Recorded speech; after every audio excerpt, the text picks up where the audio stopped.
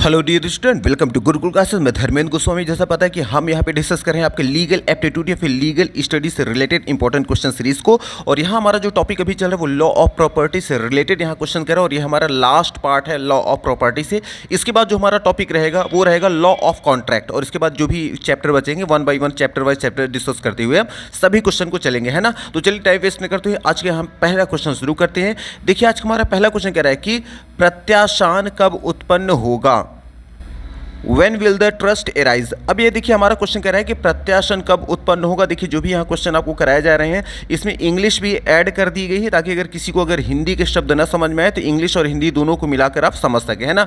तो देखिए क्वेश्चन कह रहा है कि प्रत्याशन कब लागू होगा या कब उत्पन्न होगा। तो याद रखिएगा जो प्रत्याशन होता है वो पूर्ण मोचन पर लागू उत्पन्न होता है, और पूर्ण मोचन की बात देखिए है ऑप्शन नंबर आया है ए में। तो हमारे यहाँ पे ए यहाँ पे राइट आंसर हो जाएगा। आपको याद रखना है कि प्रत्याशन जो होता है वो पूर्ण मोचन पर उत्पन्न होगा, ठीक। फिर आ जाएंगे अपने अगले क्वेश्चन में। देखिए हमारा अगला क्वेश्चन, देखिए प्रश्न क्या कह रहा है कि बंधककर्ता के कौन से अधिकार हैं।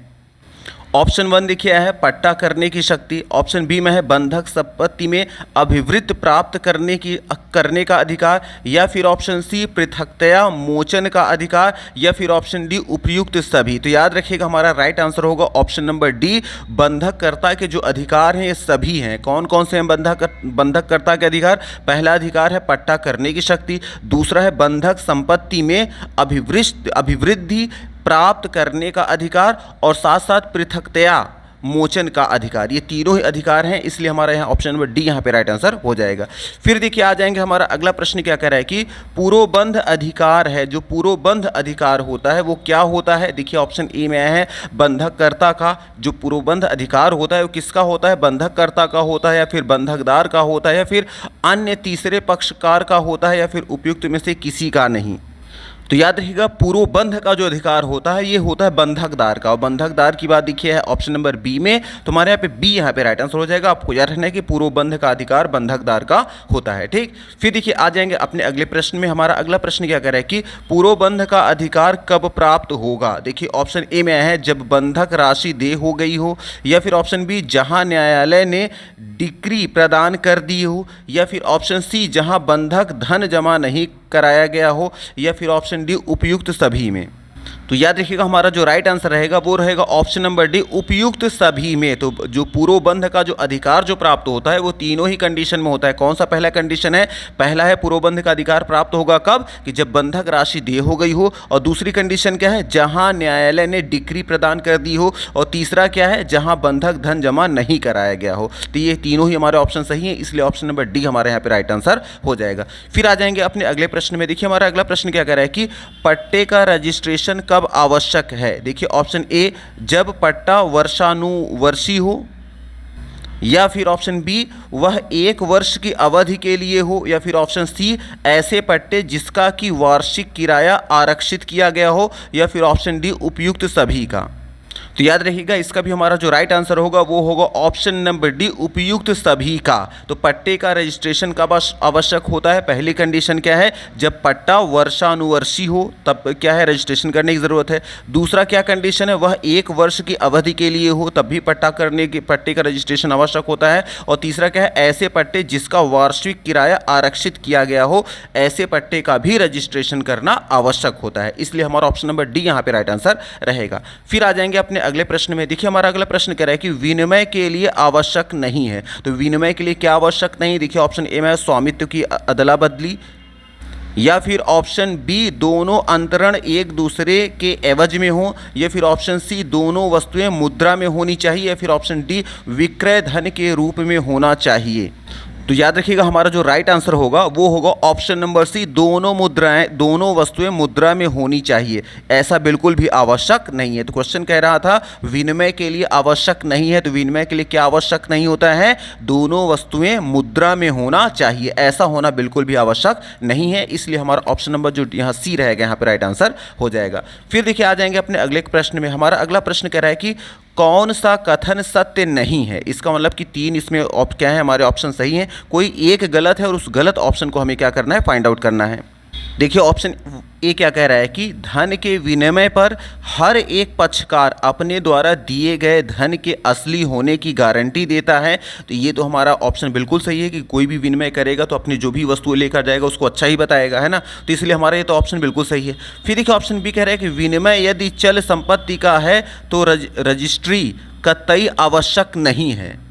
तो हमारा ऑप्शन बी यहाँ पे यही क्या हो जाएगा, यहाँ रॉन्ग हो जाएगा। क्वेश्चन कह रहा है ऑप्शन की विनिमय यदि चल संपत्ति का है तो रजिस्ट्रेशन कतई आवश्यक नहीं है, बल्कि जो रजिस्ट्रेशन होता है वो आवश्यक होता है, और ये कह रहा है कि आवश्यक नहीं होता, इसलिए हमारा ऑप्शन नंबर क्या हो जाएगा, बी यहाँ पे रॉन्ग हो जाएगा। अब अगर बात करें तीसरा का, तो पक्षकारों को विनिमय वस्तु के बारे में बताना है, तो ये भी हमारा ऑप्शन सही है। और फिर कह रहे हैं पक्षकारों को विनिमय वस्तु के बारे में बताना चाहिए, ये भी क्या है, हमारा ऑप्शन सही है। तो हमारा ऑप्शन जो गलत ऑप्शन होगा, यहाँ पे क्वेश्चन कह रहा था कौन सा असत्य है या कौन सा सत्य नहीं है, तो वो है ऑप्शन नंबर बी। तो हमारे यहाँ पे बी यहाँ पे राइट आंसर हो जाएगा, ऑप्शन नंबर बी हमारा यहाँ पे राइट आंसर रहेगा। ठीक, फिर आ जाएंगे अपने अगले प्रश्न में। देखिए हमारा अगला प्रश्न क्या कह रहा है कि शाश्वतता के विरुद्ध नियम केवल उन परिस्थितियों में लागू होगा जहां की अचल संपत्ति में नए हित का सृजन होता है। एक बार फिर समझ लीजिए, क्वेश्चन कह रहा है कि शाश्वतता के विरुद्ध नियम केवल उन परिस्थितियों में लागू होगा जहां की अचल संपत्ति में नए हित का सृजन होता है। अब देखिए ये स्टेटमेंट मान लेंगे, ठीक। अब ये कह रहे हैं उपयुक्त निर्णय किस वाद में दिया गया था, तो यह जो बात बताई गई, ये जो निर्णय सुनाया गया था, ये किस वाद में सुनाया गया था। तो याद रखिएगा, शाश्वतता के विरुद्ध नियम केवल उन परिस्थितियों में लागू होगा जहां की अचल संपत्ति में नए हित का सृजन होगा। यह जिस वाद में निर्णय दिया गया था वह वाद है आपका पद्मनाथ अय्यर बनाम सीताराम अय्यर। और पद्मनाथ अय्यर बनाम सीताराम अय्यर की बात देखिए है ऑप्शन नंबर ए में, तो हमारे यहाँ पे ए यहाँ पे राइट आंसर हो जाएगा। फिर आ जाएंगे अपने अगले प्रश्न में। देखिए हमारा अगला प्रश्न क्या कह रहा है कि शाश्वतता के विरुद्ध नियम निम्न में से किस पर लागू होता है। तो जो शाश्वतता के विरुद्ध नियम होते हैं वो किस पे लागू होते हैं। देखिए ऑप्शन ए में है व्यक्तिगत संविदाओं पर, या फिर ऑप्शन बी घर पर, या फिर ऑप्शन सी निहित हित पर, या फिर ऑप्शन डी उपयुक्त सभी पर। तो याद रखिएगा, शाश्वतता के विरुद्ध नियम जो लागू होते हैं वो सभी पर लागू होते हैं, इसलिए हमारा ऑप्शन नंबर डी यहाँ पे राइट आंसर हो जाएगा। तो याद रखना है कि शाश्वतता के विरुद्ध के नियम जो होते हैं वो लागू होते हैं व्यक्तिगत संविदाओं पर भी, और घर पर भी, और निहित हित पर भी, तीनों भी होते हैं, इसलिए हमारा right answer option number D उपयुक्त सभी आंसर हो जाएगा। ठीक, फिर आ जाएंगे अपने अगले प्रश्न में। देखिए हमारा अगला प्रश्न क्या कह रहा है कि शाश्वतता के विरुद्ध नियम के अपवाद हैं। तो याद रखिएगा, शाश्वतता के विरुद्ध नियम के जो अपवाद माने गए हैं, पहला तो माना गया है व्यक्तिगत संविदा, दूसरा माना गया है भार, तीसरा माना गया है निहित हित, और चौथा माना गया है दान अथवा धर्मार्थ संपत्ति। इन सभी को माना गया है, इसलिए ऑप्शन नंबर जो ई हमारा रहेगा यहाँ पे राइट आंसर हो जाएगा। तो हमें याद रखना है शाश्वतता के विरुद्ध नियम के जो अपवाद माने गए हैं वह माना गया है, पहला माना गया है व्यक्तिगत संविदा, दूसरा माना गया है भार, तीसरा माना गया है निहित हित, चौथा माना गया है दान अथवा धर्मार्थ संपत्ति, इसलिए ऑप्शन नंबर यहाँ ई हमारा राइट आंसर रहेगा। फिर आ जाएंगे अपने अगले प्रश्न में। देखिए हमारा अगला प्रश्न क्या कह रहा है कि संपत्ति की आय का संचयन करने की सीमा है। जो संपत्ति की आय का संचयन करने की जो सीमा है वो क्या है। देखिए ऑप्शन ए में है अंतरणकर्ता के जीवन तक, या फिर ऑप्शन बी में है अंतरण के दिनांक से 18 वर्ष तक, या फिर ऑप्शन सी उपयुक्त दोनों में से जो मान्य हो, या फिर ऑप्शन डी उपयुक्त दोनों में से जो कम हो। तो याद रखिएगा, संपत्ति की आय का संचयन करने की जो सीमा है वो उपयुक्त दोनों में से भी हो सकता है, कोई भी जो कि मान्य उस समय हो। उपयुक्त क्या है, उपयुक्त दोनों में से जो मान्य हो उसी को उस समय मान लिया जाएगा। तो वो कंडीशन पे डिपेंड करता है कि किसको उस समय मान्य दिया गया है, किसको नहीं, इसलिए ऑप्शन नंबर सी हमारा यहाँ पे राइट आंसर रहेगा। फिर आ जाएंगे अपने अगले क्वेश्चन में। देखिए हमारा अगला प्रश्न क्या कह रहा है कि अधिनियम में किस प्रकार के पट्टे का उल्लेख है। ऑप्शन देखिए है निश्चित अवधि वाला पट्टा, या फिर ऑप्शन बी में है सामयिक पट्टा, या फिर ऑप्शन सी में है शाश्वत काल का पट्टा, या फिर ऑप्शन डी में है उपयुक्त सभी का। तो याद रखिएगा, अधिनियम में जिस प्रकार के पट्टे का उल्लेख मिलता है या फिर है वह है उपयुक्त सभी का। इन तीनों का ही मिलता है। कौन कौन मिलता है, पहला मिलता है निश्चित अवधि वाला पट्टा, दूसरा मिलता है सामयिक पट्टा, और तीसरा मिलता है शाश्वत काल का पट्टा। ये तीनों ही मिलते हैं, इसलिए ऑप्शन नंबर डी हमारे यहाँ पे राइट आंसर हो जाएगा। फिर आ जाएंगे अपने अगले प्रश्न में। देखिए हमारा अगला प्रश्न कह रहा है कि पट्टे में सूचना कब वैध मानी जाएगी। तो देखिए ऑप्शन ए में क्या कह रहा है, सूचना लेखबद्ध होनी आवश्यक है, या फिर ऑप्शन बी पट्टाकर्ता के सूचना पर हस्ताक्षर होने चाहिए, बताइए। ऑप्शन सी में है ए एवं बी दोनों और ऑप्शन डी है इनमें से कोई भी नहीं। तो याद रखिएगा पट्टे में सूचना जो वैध मानी जाएगी दोनों ही कंडीशन में मानी जाएगी। पहला क्या है, सूचना लेखबद्ध होनी आवश्यक है और दूसरा है पट्टाकर्ता के सूचना पर हस्ताक्षर होने चाहिए। ये दोनों ही ऑप्शन सही हैं, इसलिए ऑप्शन नंबर जो हमारा सी रहेगा ना, ए एवं बी दोनों यहाँ पे हमारा राइट आंसर हो जाएगा। फिर आ जाएंगे अपने अगले प्रश्न में। देखिए हमारा अगला प्रश्न क्या कह रहा है कि यदि पट्टे की शर्त में पट्टे की अवधि का उल्लेख नहीं है तो मासानुमासी पट्टे की समाप्ति की सूचना कितने दिन पूर्व देनी होगी।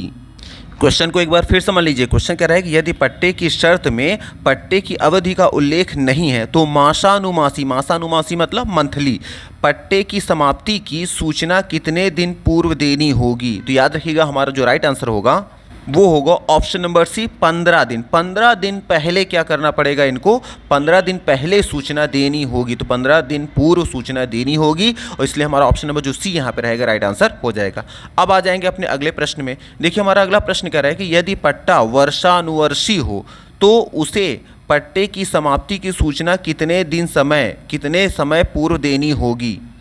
याद रखिएगा यदि पट्टा वर्षानुवर्षी मतलब अगर ईयरली हो तो पट्टे की समाप्ति की जो सूचना देनी होगी वो 6 महीने पहले ही देनी पड़ेगी। और 6 मंथ की बात देखिए है ऑप्शन नंबर डी में 6 मंथ, तो हमारे यहाँ पे 6 महीना आ चुका है ऑप्शन नंबर डी में, तो हमारे यहाँ डी यहाँ पे राइट आंसर हो जाएगा। फिर देखिए आ जाएंगे अपने अगले प्रश्न में। हमारा अगला प्रश्न क्या कह रहा है कि पट्टे की समाप्ति की सूचना देना कब अनिवार्य नहीं है।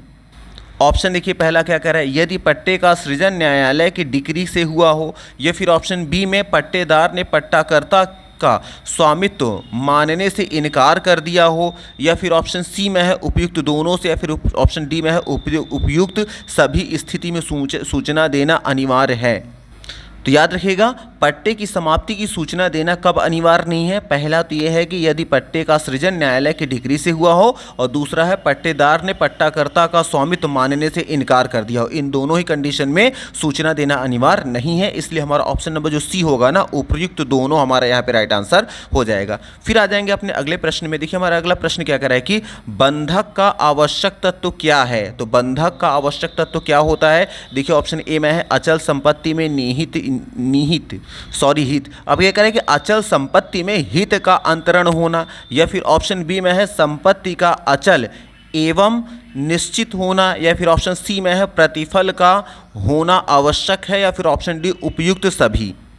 तो याद रखिएगा बंधक का जो आवश्यक तत्व माना जाता है या फिर है, ये तीनों ही ऑप्शन है। पहला क्या है, अचल संपत्ति में हित का अंतरण होना, दूसरा होना चाहिए संपत्ति का अचल एवं निश्चित होना, और तीसरा है प्रतिफल का होना आवश्यक है। इसलिए हमारा ऑप्शन नंबर जो डी रहेगा ना, उपयुक्त सभी, हमारा यहाँ पे राइट आंसर हो जाएगा। फिर आ जाएंगे देखिए अपने अगले क्वेश्चन में। देखिए हमारा अगला प्रश्न क्या कह रहा है कि बंधक के लिए प्रतिफल हो सकता है। तो क्या हो सकता है, पहला है भूत का मतलब पास्ट का, बीते हुए समय का, या फिर ऑप्शन बी में आया है आपका वर्तमान प्रेजेंट का, या फिर ऑप्शन सी में है भविष्य का मतलब फ्यूचर का, या फिर तीनों ही, या फिर ऑप्शन सी आया है वर्तमान व भविष्य का। तो हमारा कौन सा आंसर होगा। तो याद रखिएगा हमारा जो राइट आंसर होगा वह होगा ऑप्शन नंबर ई, वर्तमान व भविष्य का। वर्तमान व भविष्य की बात देखिए है ऑप्शन नंबर ई में दोनों आए हैं, इसलिए हमारा यहाँ पे ई यहाँ पे राइट आंसर हो जाएगा। आपको याद रखना है कि बंधक के लिए प्रतिफल जो हो सकता है वो वर्तमान का भी हो सकता है और भविष्य का भी हो सकता है। ठीक,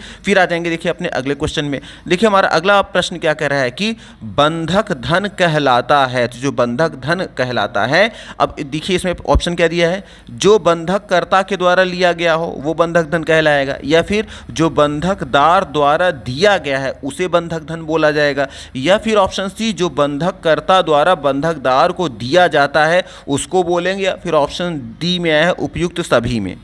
तो याद रखिएगा बंधक धन जो कहलाता है वो कहलाता है जो बंधककर्ता के द्वारा लिया जाता है। जो बंधककर्ता के द्वारा लिया जाता है उसी को बोलते हैं क्या, बंधक धन। इसलिए हमारा ऑप्शन नंबर जो ए होगा यहाँ पे राइट आंसर हो जाएगा। फिर आ जाएंगे देखिए आज के अपने लास्ट क्वेश्चन में। देखिए हमारा लास्ट क्वेश्चन क्या कह रहा है कि क्रेता का विक्रय के पूर्व क्या अधिकार है।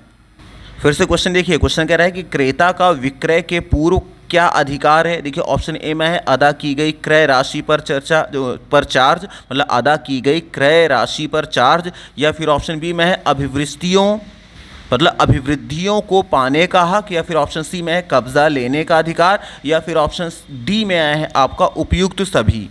तो याद रखिएगा, क्रेता का विक्रय के पूर्व का जो अधिकार होता है वह होता है कब्जा लेने का अधिकार, और कब्जा लेने के अधिकार की बात आई है ऑप्शन नंबर सी में, तो हमारे यहाँ पे सी यहाँ पे राइट आंसर हो जाएगा। हमें याद रखना है कि क्रेता का विक्रय के पूर्व जो अधिकार होता है वह कब्जा लेने का अधिकार होता है, ठीक। इसलिए ऑप्शन नंबर हमारा यहाँ पे सी यहाँ पे राइट आंसर हो जाएगा। तो मे भी यहाँ 1 बाय 1 सारे क्वेश्चन आपको समझ में आ गए होंगे, सारी चीज़ समझ में आ रही है तो प्लीज़ वीडियो को लाइक करना और चैनल को सब्सक्राइब करना ना भूलें। And thank you very much for watching this video. Thank you.